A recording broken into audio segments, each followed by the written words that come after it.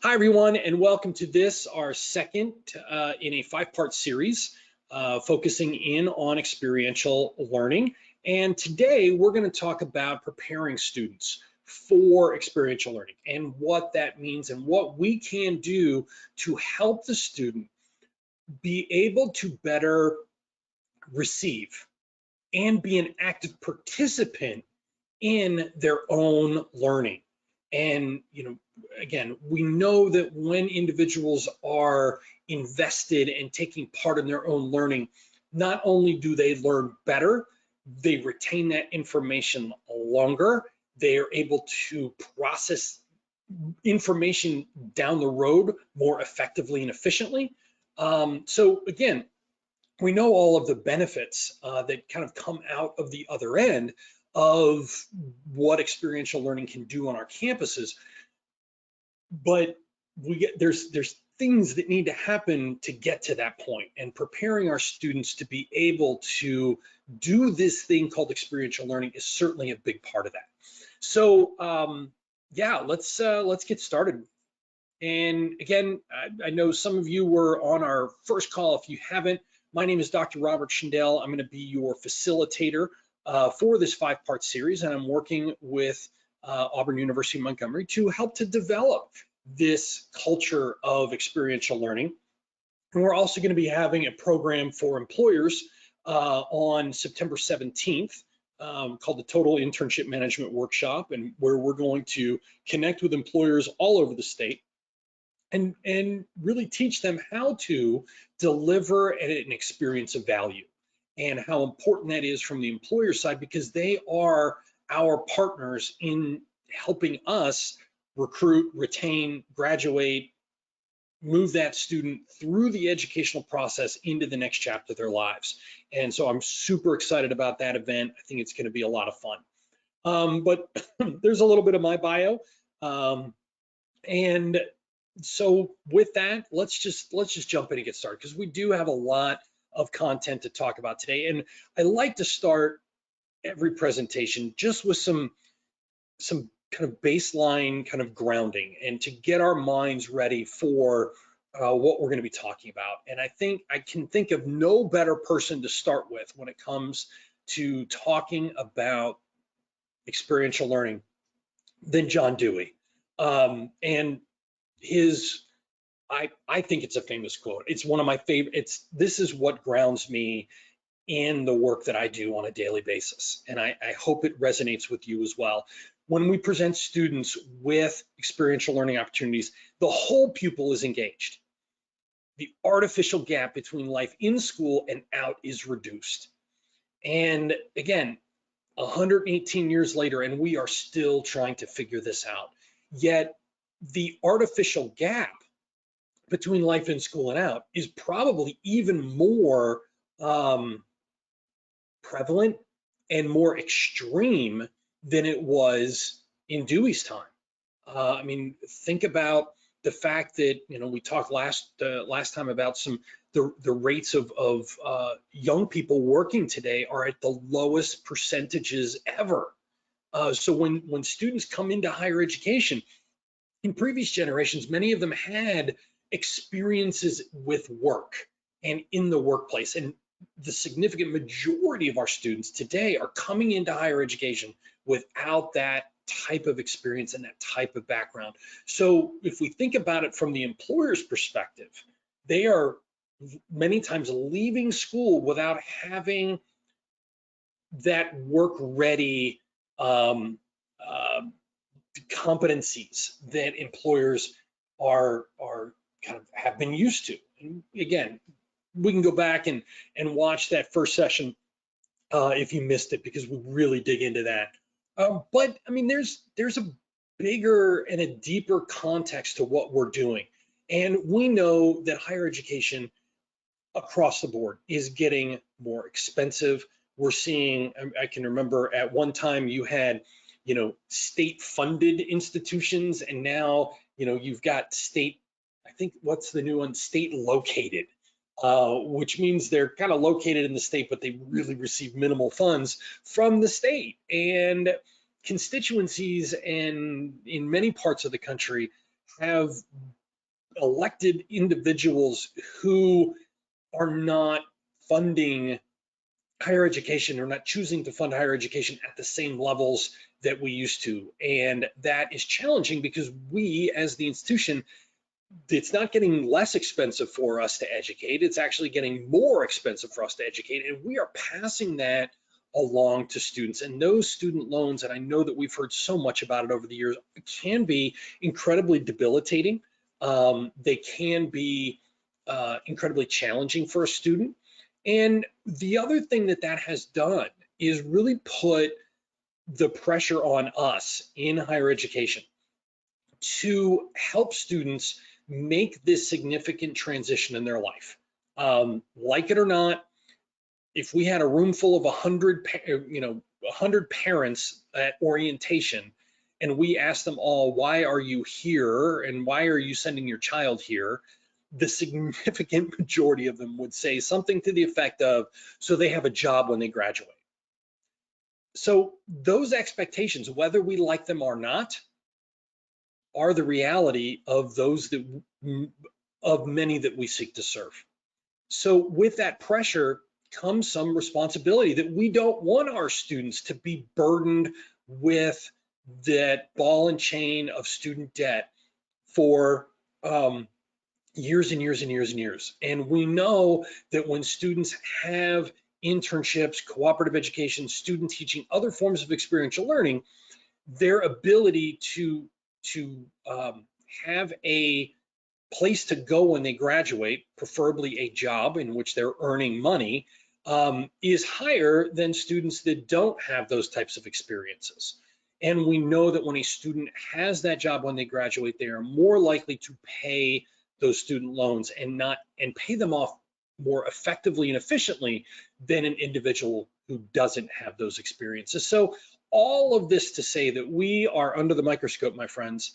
The outside world is really, again, looking at us through a very critical lens. It's unfortunate. I could probably go off on another hour tangent on that, but I shall restrain myself. But it comes down to folks are challenging and wanting to know, is the value of higher education worth the cost?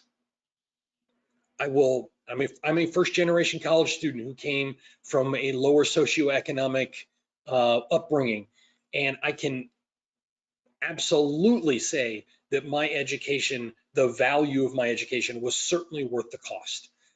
I'm not quite sure that every student can say that. Now, a lot of times we can tend to blame the student. Oh, you didn't take advantage of these opportunities that when you had them in front of you. Well, maybe they didn't know that of the opportunities that they had in front of them.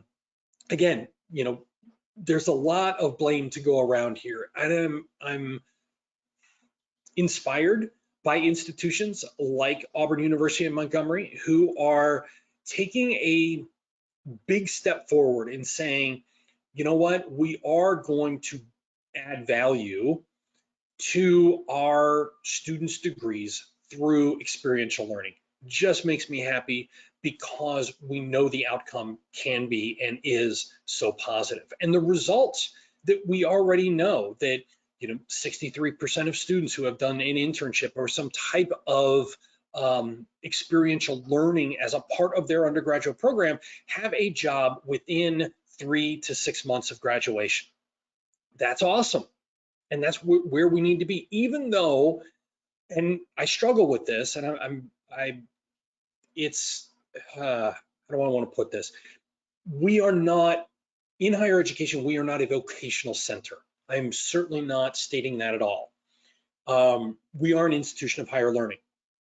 And one of my favorite books is a book series, actually. It's Good to Great by Jim Collins. If you haven't read it, definitely pick it up. The precursor to that book was called Built to Last. And there's a chapter in that book called The Genius of the And in it, in that chapter, Collins talks about how companies and organizations have used the or word in defining themselves. They will say things like, well, we can either have low prices or we can have great customer service. You see how he used the or there? Well, he makes the argument that it's those organizations that figure out how to use the word and instead of the word or that are really successful. And I think that we can learn from that in higher ed in saying, you know what? It's not that we're an institution of higher education or a vocational training center. It's that we can be both if we so choose to be, that we can provide those opportunities and the structure that helps a student make a transition into the next chapter of their lives, where higher ed becomes less of a destination for students and more of a conduit and an incubator and an accelerator that propels them forward in their lives. And that is a little precursor to some things that we're going to talk about next week as we talk about how we can really increase the value of higher ed. So I may have pulled the curtain back a little too far too early on that. But we know that these things that we're calling internships, and again, for those that weren't with us last week, when we use this word, we are talking about all things experiential learning, undergraduate research, co-op, student teaching, practicum, apprenticeship, externship, whatever you want to call it. We're just, for the ease of use in our time together, just kind of putting them all under this word, this umbrella word, internship. Now, as we start to think about how can we really engage students and help them to be participative in their own experiences, I think it's important to first understand, why do students participate in this thing called an internship? And there has been a ton of literature written about this over the last, oh my gosh, probably the last 30 years. It's been really evident. And they really all kind of focus in and around these 6 areas: career discernment, validation of major, experiential learning, the ability to develop networks, the skill development, and really their own future. Now, generally, if we were to ask a student who is either has done an internship or is doing an internship, their reasons for doing so are going to fall into one of these buckets. And that's a good thing. So one of the things that we tend to do is take this type of messaging, and we talk about it with students en masse. So if I have a room full of students talking about the importance of an internship or some type of experiential learning, these are probably going to be some of the things that I'm talking about. And that's not a bad thing, but I think that there's again, it's not an either or, it's an and. There's an additional way that we can talk about this that may reach more students more effectively. Because some students, when they hear these, hey, you're going to be able to discern your career, they might not even understand what that word discernment means. They might not know what their major is. So validation of their major now becomes, kind of a moot point. I don't have a major yet. I'm undecided. I don't know what I want to do. Or, you talk about experiential learning. They may be like, I wonder what that is. They may not understand the importance of networks because they're a first generation college student and they are, the first person in not just their family, but their extended family, and maybe even their community to be in this collegiate world. They might not know what skills. You see where I'm getting at? So let's look at this from another perspective. When we talk with students and through our surveys, and we talked about this last week, that it was these motivational factors that students indicated the reasons why they pursued experiential learning opportunities. And again, what was always at the bottom was to earn money. The others were always at the top. It was, this exploration, realistic preview, learn new skills, gain, hands-on experience in my field. So as we're talking with students, instead of talking about the outcomes of what experiential learning can do for them, let's talk about the motivational factors that have led other students to want to do these things called internships. Because most likely they will find themselves either in what we've already discussed in those 6 areas, or they might find themselves in one of these that, gaining a realistic preview of the world of work, that resonates with me. So we have to connect with students in different ways. And we all know that not every student connects to us in the same way that another might. We know that, there's longstanding facts about internships and experiential learning, about the outcomes, what's improved, during one of these experiences, from communicating to problem solving to decision making. All of these things are part of that experience that we tend to measure on the backside. But have you ever thought, how do we prepare the student to know that these things are what it is that they are supposed to be getting out of this experiential learning activity? So that's some great info, right? Yeah, I think it is. I mean, it resonates well, it makes sense, it's logical, but have we ever thought about why students are not engaging in internships when they know it's in their best interests? I mean, I'm sure many of you have talked to, at some point, that graduating senior that comes into your office, I don't know, maybe the day before graduation. Maybe that's a little extraordinary, but in that, let's say the last semester, and they say, I'm graduating at the end of the semester. I really I need a job. I want to have a job when I graduate. And you start kind of going through the checklist of things, and one of those things is, internship. Well, I never did one. You ask why? Why didn't you do an intern? Well, I knew I should have, but I just didn't. Those are the students that we were really interested in learning why. Why is it that students, when they're coming in and they're surveyed, they're saying, yes, I want to do an internship, but when they come out the other side, they haven't done one yet. So back in 2017, we did our national internship and co-op study, and specifically wanted to look at why students had not completed an internship. And 67%, a little over 2/3, had not done this thing called an internship. And this, again, covers all experiential learning.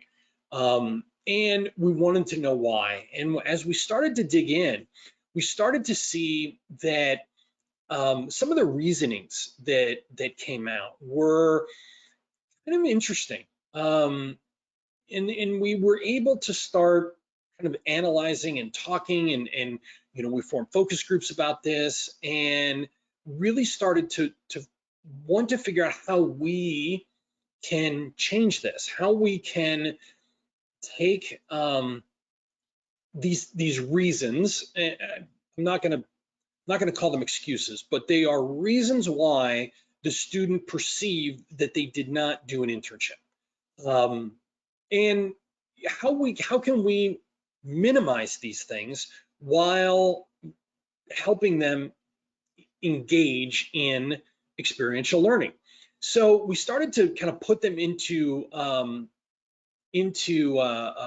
categories, and one of those categories started to become kind of these buckets that we were to be able to kind of clump some of these things into through some factor analysis. And we did some really fun statistical work with this.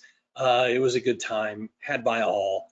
And when we did that factor analysis, these 5 factors became evident, and they became what we wanted to figure out if there was a framework that we can, I don't want to say institute, but a framework that we could create that could help us as administrators, career services professionals, and faculty, and kind of the university or the college be able to reach more students and to help to connect them to reduce their reasons for not doing an internship.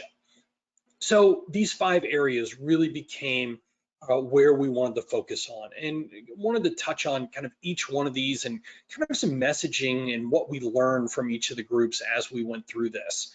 When we look at students finding it unnecessary, this was really the biggest group, and a lot of these students said, they don't see a value for it in their career.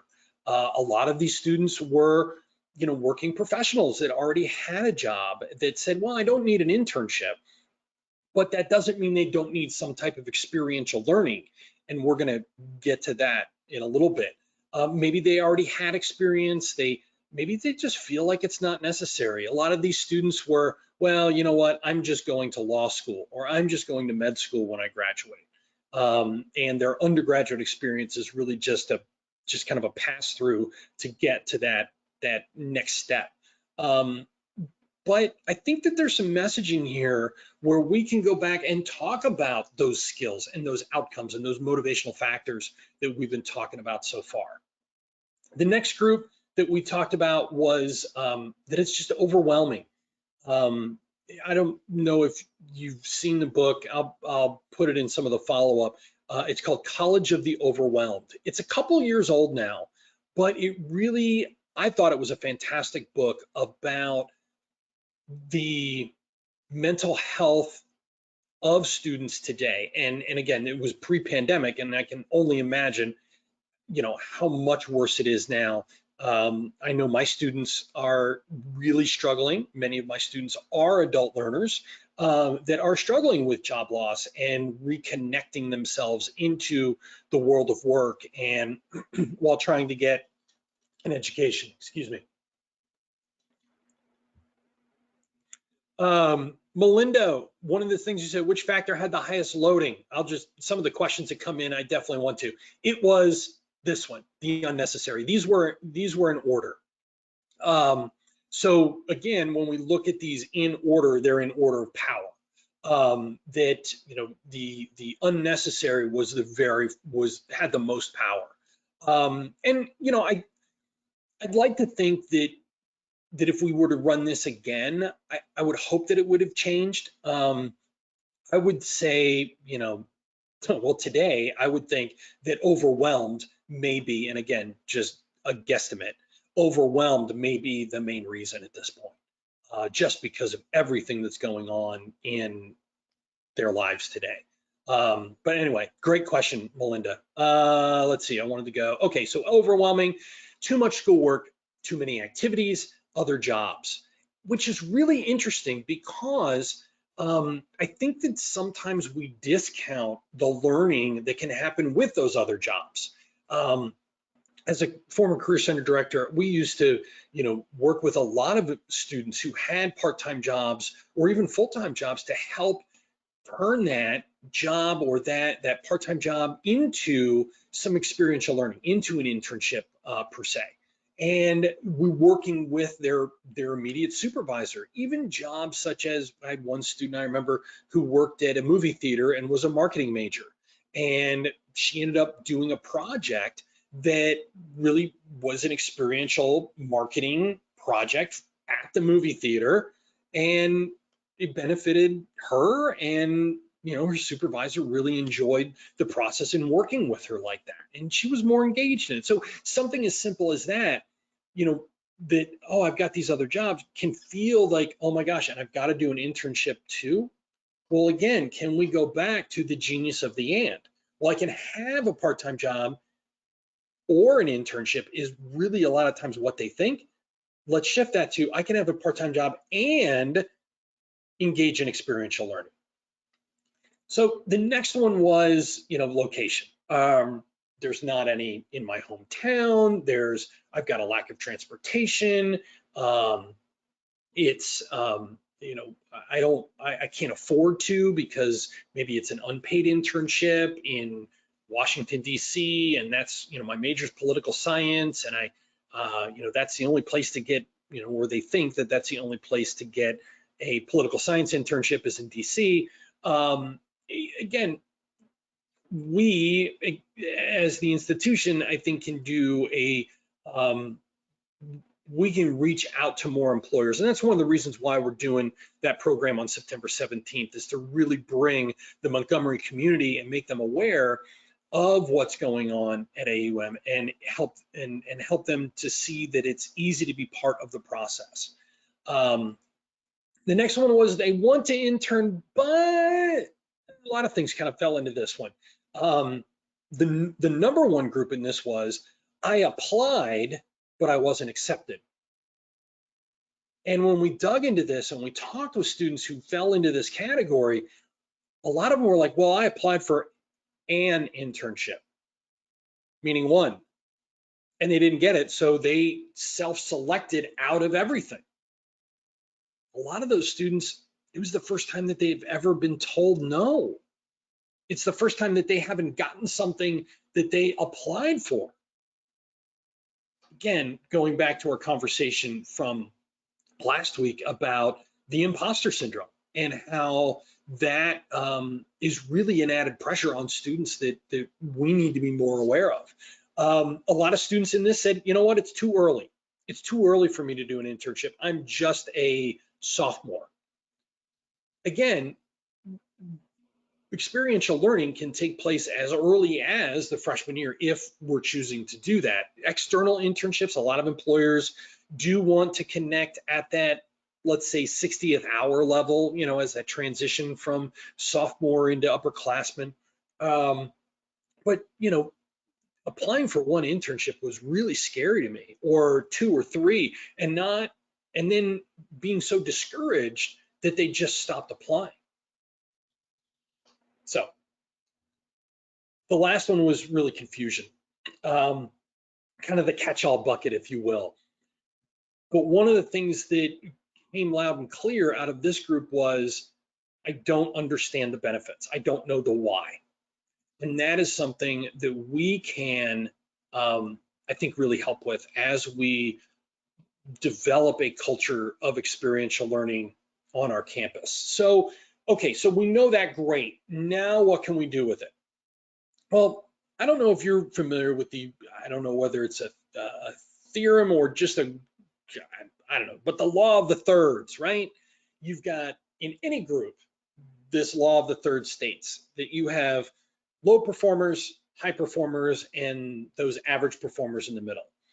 And generally, this happens in any group, but it's not equal. It's not 1/3, 1/3, 1/3. It's, you know, there's a certain percentage of low performers, there's a certain percentage of high performers, and there's a certain percentage of those who are in the middle. And I think generally those low performers are 10 to 15%. You know, these are the students that no matter what we do, we're not going to connect with them. We're not going to we just won't. The high performers, another 10 to 15%. And you know who these students are. I mean, these are the ones that the minute that they sit down in your class, you know that they're going to graduate with, you know, on time or even before so, just by the first assignment that they turn in. I mean, they're going to be successful no matter what we do, right? That's just who they are. But it's this middle group that 70 to 80% of these average. They're just the middle group. And much like the middle child syndrome, the middle group tends to be a little alienated. They tend to not get the attention, because where do we spend our time? We spend a lot of time on that bottom third, trying to get them up, trying to help them, trying to, you know, get them to see the light and to connect with them. And we spend a significant amount of time trying to do that. Maybe 40% of our time. Another 40% of our time is spent on this other group. And these are the students that are always in your office for office hours. They're always coming in to the career center or the internship office, and they are, again, going to be successful no matter what we do. This is the student that says, oh my gosh, I've got so many problems. I've got 7 internship offers and I don't know what to do. And they want to spend an hour or an hour and a half talking with you about it. It does happen. And we spend our time there because it's enjoyable, isn't it? When we connect with that student, we want, as an educator, we want to connect with them. We want to have that conversation because it really does feed our soul. That's why we're educators. That's why we're in this thing. But how much time do we spend with this middle group? You know, maybe 20, maybe 25%. Yeah. So when we look at what we call the zone of influence, it is that space kind of a little bit below the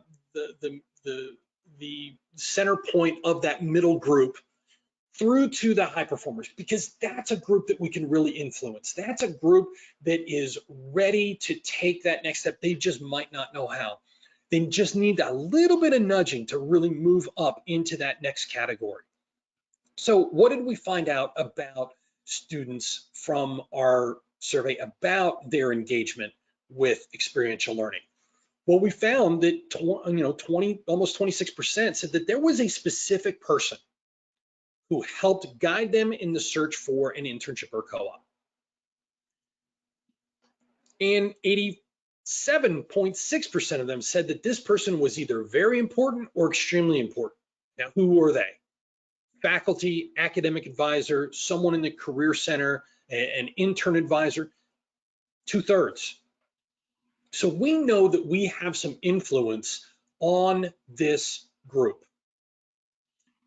And we also know that family members have influence and that, other students and friends have influence on this.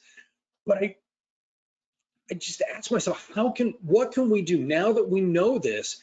How can we really focus on this zone of influence where we have a concerted message and ideas and concepts and conversations that we're having as faculty, as advisors, as that we can share with peers and parents and alumni, where we can help to move them into this thing called experiential learning.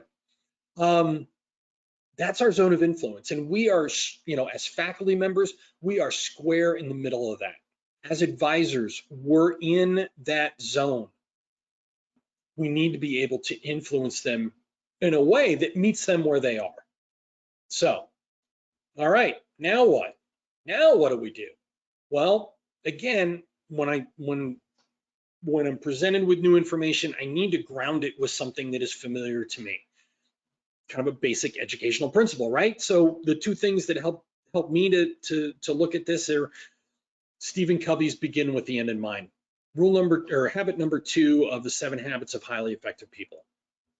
And helping students to see the end and to paint that picture of what their life is going to be like after the experience and what is going to happen during that experience, and really mapping out what this thing is going to look like and be like is a good way to do it. Help them begin their experience with the end in mind as an influencer. And the second is something, my grandfather used to say, prior planning prevents poor performance.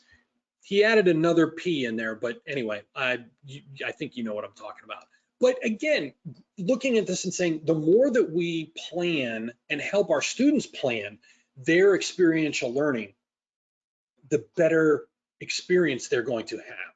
So one of the models that I think visually just makes sense is this one, where we've got this kind of centerpiece of these 3 main areas: do, reflect, and apply. And then really focusing in on each one of these areas of engaging in the experience, sharing their thoughts about what it is that they're doing, have them discuss with us the process that they took, to be able to connect it to something else, and make connections between what they're doing and what they might find in, quote unquote, the real world, and then apply it to everyday life.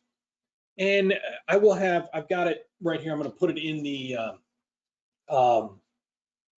when we figure out what we're doing with the recordings, I'll also have some resources, but I found this paper. It's phenomenal. It's best practices in experiential learning. Really some not just high level, but really in the trenches stuff that really takes all of this and goes much, much deeper, and very well cited by, and pretty recent too, up into the mid 2010s, with some great information. So when I went through this paper, the things that really stood out to me were here, and what you see on the screen right now. It's that the do, reflect, and apply, but also helping students to also plan their own experiential learning, regardless of what that is. This is something that we talk a lot about with employers, in helping them to design their internships and co-op experiences, is helping them to say, you don't have to have every single minute scripted for their internship experience. It's a good idea to engage them in the design of their own experiences, and how powerful of a learning tool that is. So in our own classes and our own majors and wherever we are in this team that we've assembled to develop this culture, how can we implement a model that we can get comfortable with, and that we can start to see some evidence of in our classes? And many of you are probably already doing a lot of this, but putting it into a framework where we can start to assess it, and we can start to really kind of ratchet it up a little bit over time. So really the 4 words that come to mind as I am engaging and preparing students to do this thing called experiential learning are plan, do, reflect, apply. If I can do these 4 things consistently and have evidence of it, and be able to point to it, and be able to have the student articulate back to me that this is the process that they went through, I feel pretty good about it. And I feel that our students are getting a meaningful experience, something that they can really take forward with them. So some of the quick tips that came out of that paper that I can certainly share, for example, knowing our learner populations. I mean, this I think goes whatever class you're teaching. But when it comes to experiential learning, I think it's even more important, because we need to know what their needs are. I know that, in many classes that I've taught, I've had that direct from high school undergrad that has no work experience sitting right next to an individual who's been in the workforce for 25 years and is coming back either to get their degree. We've got to meet each of them where they are, and they are in 2 very different places. So assessing that population to help with that connection. What are the appropriate activities? Personally, I love putting that direct from high school student into a group with that individual with all of that experience, and have them learn from each other and have them do a project together. That's always a lot of fun. Reflection in action versus reflection on action. And maybe I shouldn't have put the verses in there. I should say, I think that's another genius of the and, where we get to a point where we start, helping the student to reflect on their actions, but we lead them to a place where they can start to reflect in their actions, so that they can make real-time changes in how they react and how they are doing things. But in order to do that, we've got to do that reflection on action. And that is that processing, those discussions that we have, the papers that they write, where they are reflecting on what they planned, what they did, how they can apply it, and what personal reflections that they have on the experience. But really, I mean, that would be kind of, I don't know, maybe the holy grail of experiential learning, is that at the end of it, the student is reflecting or has the ability to reflect in their own actions moving forward. And much like the holy grail, I'm not quite sure we'll ever find it, but maybe the search is what's important. Helping them to understand, developing that pattern of inquiry, and getting them to think and see through that lens of planning, doing, applying, and reflecting. and how important that is in their life after the collegiate experience, and understand the why. Simon Sinek has a great video out there that says, I think it's called Begin with the Why. If you haven't seen it, it's a couple years old, couple dated references, but it really is good. I use that in my own classes when we talk about strategic planning or leading organizational change, because students tend to really kind of resonate with it and understand the why. And I think that they want to know the why. I think sometimes in experiential learning, we tend to wait for the why until after it's done. Well, this is why you did it. And we wait to the end to have that conversation. Let's have that conversation at the beginning. So kind of a quick overview before we wrap up. And again, please, if you have any questions, please feel free to put them in the chat box. If we can focus on that zone and really define what it is that we are going to communicate, how we are going to reach those students with this new information about why students don't participate in internships and the reasons why students do. There's a place in between that and the motivational factors and their values that we talked about last week, where we can better connect with our students through differential messaging. That student that has 10 years of work experience, their messaging has got to be different than that of the direct from high school student with no work experience. And it's got to be consistent and sustained. We just can't say it in orientation and then not talk about it again until, we say, well, why didn't you do this? You got 6 months till graduation. Engaging employers in helping to deliver this process, which is what we're going to be doing with our total internship management workshop on September 17th. I think Shelly can, I've got a flyer, we send that out, but I think Shelly can, has that, can get that out there.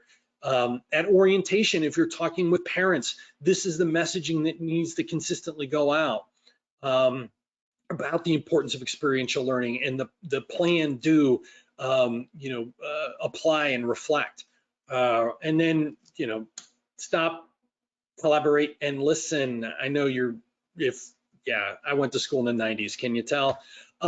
Famous line from Ice Baby.